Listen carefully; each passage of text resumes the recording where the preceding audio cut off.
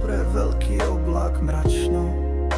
Je viditeľná sústava malých častíc vody alebo ľadu, prípadne iných látok v atmosfére Zeme alebo iných kozmických telés.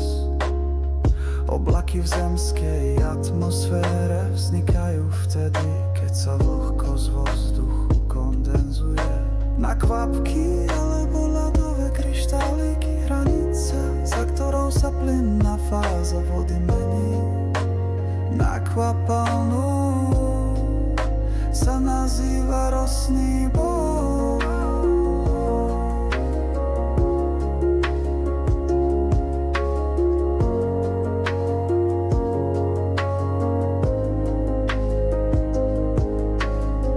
V ktorej sa tento dej odohráva, býva rôzna, závisí od stability vzduchu a množstva prítomnej vlhkosti.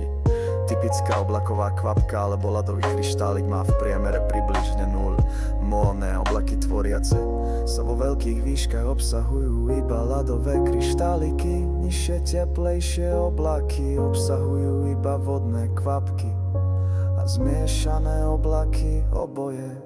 Často sa objavuje mylný názor, že oblaky sú zložené z vodnej pary. Nie je to pravda, pretože samotná vodná para... Свалите, пожалуйста!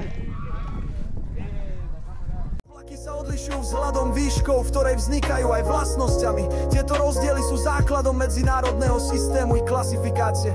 Táto klasifikácia je odvodená od klasifikácie, ktorú zaviedol v roku 1833 Shlu Howard.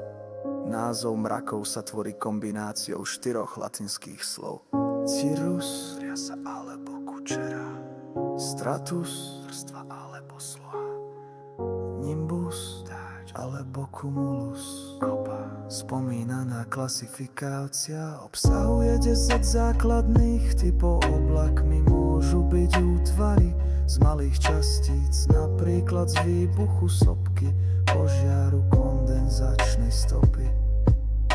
Po prelete lietadla či atómový hríb, nie však hydrometeóry ako naprmla či snežný vír.